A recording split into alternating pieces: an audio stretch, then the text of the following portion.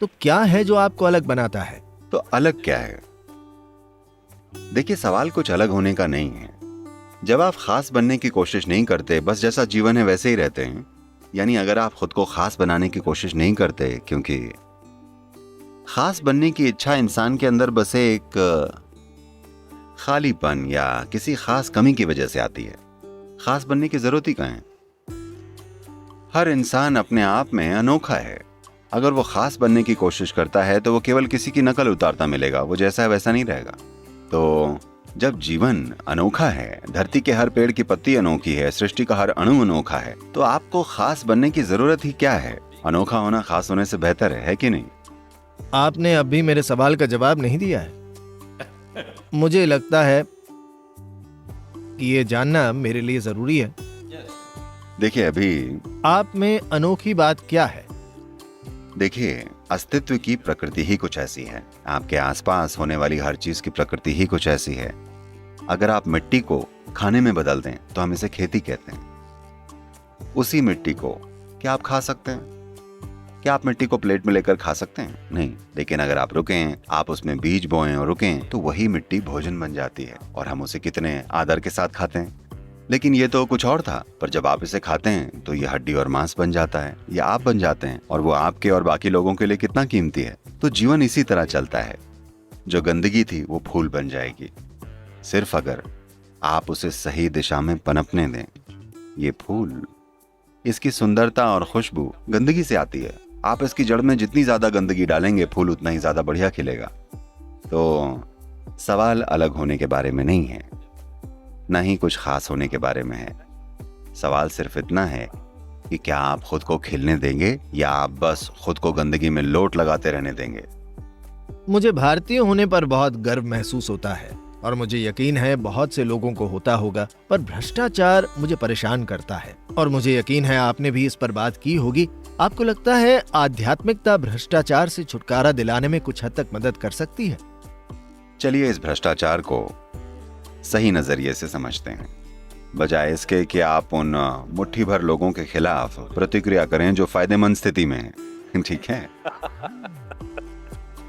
मैं चाहता हूं कि आप इसे समझें, क्योंकि स्वतंत्र भारत के इतिहास में यह पहली बार है, यानी 64 सालों में, यानी लोगों की 2 पीढ़ियों में, उनमें से कम 50 से 60% लोगों के साथ इतना बुरा हुआ है। आज आप और मैं यहाँ पर बात करेंगे और घर जाकर अच्छे से खाएंगे। हमारे यहाँ इतने सारे लोग हैं, लगभग 40 करोड़ लोग, जो ऐसा नहीं कर सकते। तो अगर हम अगले 5 से 10 सालों को ठीक से संभाल लें, हम इसको बदल सकते हैं। ये एक बहुत बड़ी संभावना है जो हमारे सामने खड़ी है। एक आर्थिक संभावना है जो उस मोड़ पर बैठी है, जहां अगर हमने सही चीजें की तो हम उनकी जिंदगियां बदल सकते हैं। वो लोग जो ठीक से पेट नहीं भर पाते, वो बच्चे जो बहुत कुपोषित हैं, यानी कुपोषण के सबसे ऊंचे स्तर पर हैं, जो पढ़े लिखे नहीं हैं, जिन्हें वो मौका नहीं मिलता, वो जो सामाजिक और आर्थिक हालातों की गर्त में हैं, उनकी जिंदगियां अगले 5 सालों में बदल सकती हैं अगर हम सही काम कर लें।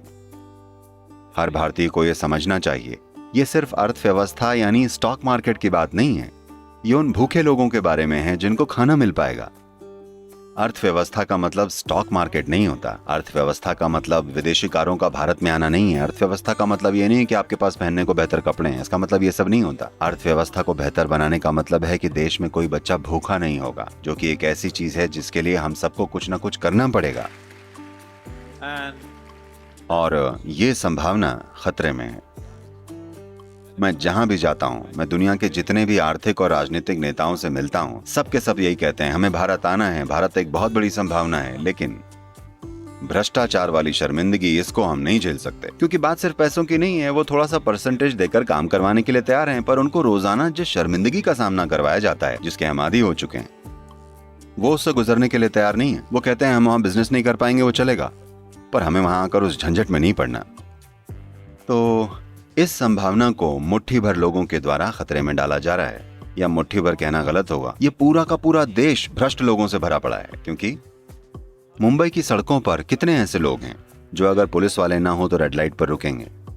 मेरे ख्याल से केवल 10% लोग रुकेंगे। तो ये 90% लोग भ्रष्ट हैं। अगर आप इन्हें मुख्यमंत्री या प्रधानमंत्री बनाएंगे तो आपको पता है वो क्या करेंगे। तो इसको बस एक बुरा सा नाम भ्रष्टाचार देने के बजाय हमें ये समझने की जरूरत है कि एक समाज के तौर पर हम लोग अपने जीवन को सामंतवादी तरीकों से निकालकर एक लोकतांत्रिक तरीके की ओर ले जाने की कोशिश में हैं। लोकतांत्रिक तरीके अब भी हमें समा नहीं पाए हैं, तो मैं कह रहा हूं हमारे मन में, पर हमारा स्वभाव अब भी सामंतवादी है। लेकिन हम एक लोकतंत्र चलाने की कोशिश में हैं। लोकतंत्र तब तक नहीं होगा जब तक उसके बारे में सक्रिय रूप से ये नहीं पढ़ाया जाता कि लोकतंत्र है क्या, लोकतंत्र की शक्ति क्या होती है, इसका मतलब क्या है, एक लोकतांत्रिक समाज में रहने की जिम्मेदारी क्या होती है। ये चीज नहीं हुई है। हमने बस अंग्रेजों से लोकतंत्र ले लिया है और अब हमें लगता है कि हम बस 5 साल में एक बार वोट दे देंगे, अपनी उंगली खराब कर लेंगे और सब कुछ हो जाएगा। नहीं, हमने लोगों को शिक्षित नहीं किया है। हम अब भी एक सामंतवादी समाज हैं जो लोकतांत्रिक होने का नाटक कर रहा है। मान लीजिए, मैं पहले से बता दूं कि ये काल्पनिक सवाल है, मान लीजिए अगर आपको 1 महीने के लिए देश का प्रधानमंत्री बना दिया जाए तो आप चीजों को कैसे बदलेंगे? देखिए, लोकतांत्रिक प्रोसेस में ऐसा करने के काफी सारे साधन हैं। मुझे या किसी और को 1 महीने के लिए प्रधानमंत्री बनाना बहुत ही क्रूर काम होगा। चलिए 5 साल के लिए। तो आप मानते हैं कि 1 महीना काफी नहीं होगा? मैं समझ गया। नहीं, क्योंकि 1 महीना बहुत ही भद्दा मजाक है। इससे फर्क नहीं पड़ता कि कौन, जो भी सिर्फ 1 महीने के लिए सत्ता में आएगा वो भारत जैसे विविधता वाले देश में कुछ नहीं कर सकता। इस देश को चलाने के लिए आपको ये समझना होगा कि आप इस देश को पॉलिसी से नहीं चला सकते या कानून से। आप इस देश को तभी चला सकते हैं जब अगर आपको कुछ भी हासिल करना हो, आप उसका एक आंदोलन चलाएं।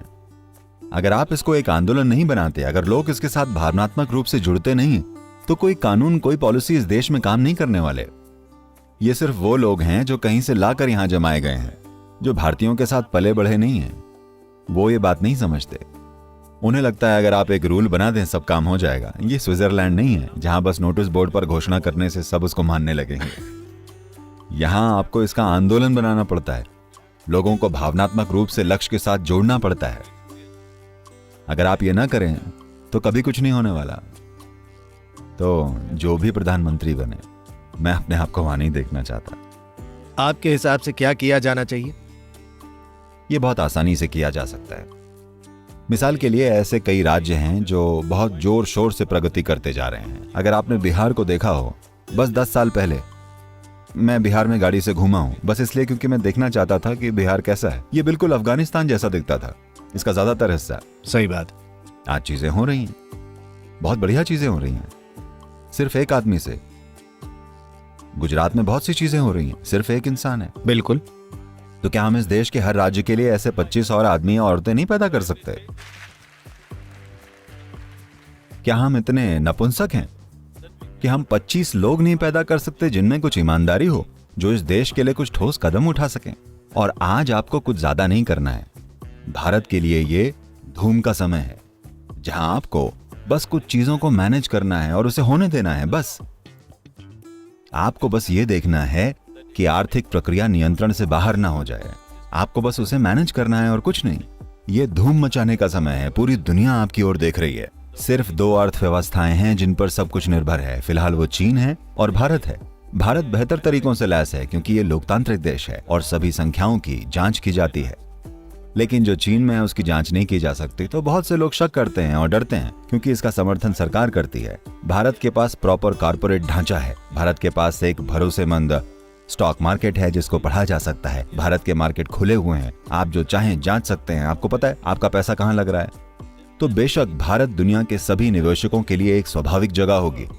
बस उन्हें डर हमारे सिस्टम से, भ्रष्टाचार से। सिस्टम से नहीं, हमारा सिस्टम उन्हें पसंद है। हमारा भ्रष्टाचार। भ्रष्ट सिस्टम। सिस्टम भ्रष्ट नहीं है, भ्रष्टाचार। उसकी वजह है वो लोग जो उसको चला रहे हैं। इनके पास ऐसा तरीका है, ये जो चाहते हैं मुझसे कहलवा के रहते हैं। नहीं, जो लोग उसे चला रहे हैं, जो लोग उसे चला रहे हैं वो समस्या है। पर उन्हें कैसे ढूंढे? आपने 2 राज्यों के बारे में कहा, आपने गुजरात और बिहार का जिक्र किया, और अजीब बात है कि इन दोनों में से कोई भी केंद्र द्वारा शासित नहीं है। तो हम कैसे करें? क्या हम राजनीतिक रूप से भ्रष्ट हैं, राजनीतिक तौर पर इतने कमजोर हैं? हम ये कैसे करें? नहीं, ये सिर्फ इसलिए हो रहा है क्योंकि आम जनता लोकतांत्रिक प्रक्रिया में भाग नहीं ले रही। बिल्कुल बिल्कुल। लोकतांत्रिक प्रक्रिया में भाग लेने का मतलब ये नहीं है कि 5 साल में एक बार बस अपना वोट डाल दें। कुछ लोग तो वो भी नहीं करते। पर मैं कह रहा हूं अगर आप ये करते भी हैं तो वो भी काफी नहीं है। लोकतंत्र एक सक्रिय खेल है, ये देखने वालों का खेल नहीं है। आप आराम से बैठकर ये नहीं कह सकते कि किसी और को लोकतंत्र चलाने दो। लोकतंत्र यानी आप बॉस हैं, आप सोते नहीं रह सकते। आपको आसपास की हर चीज में सक्रिय होना होगा। अगर आप लोगों में ये जागरूकता और एक्टिविज्म नहीं लाते, ये काम नहीं करेगा। इसके साथ ही साथ हर चीज के लिए हड़ताल करना, हर चीज के लिए बंद लगवा देना, हर चीज के लिए, जानते हैं ना, ये हमारे यहाँ का कल्चर है। लोगों ने इस देश को रोक देने की तकनीक समझ रखी है। बंद है, हड़ताल है, पर देश को चलाना कैसे है, ये एक अलग ही तकनीक है। मैं कह रहा हूँ, महीने में कम से कम एक बार आपके मोहल्ले में, आपके क्षेत्र में या आपके आसपास जो भी मिलने जुलने का स्थान है, आपकी गली में, उसकी एक लिस्ट बनाइए। कुछ लोगों को साथ में लाइए, जो भी काउंसलर या एमएलए हैं उन्हें मीटिंग में बुलाइए। जो किया जाना जरूरी है उस बारे में उनसे बात कीजिए। 5 साल में एक बार वोट दे देना काफी नहीं है, क्योंकि आपने किसी को काम दिया और आप देखते ही नहीं कि वो काम कर रहा है या नहीं, तो इसका कोई मतलब नहीं रह जाता।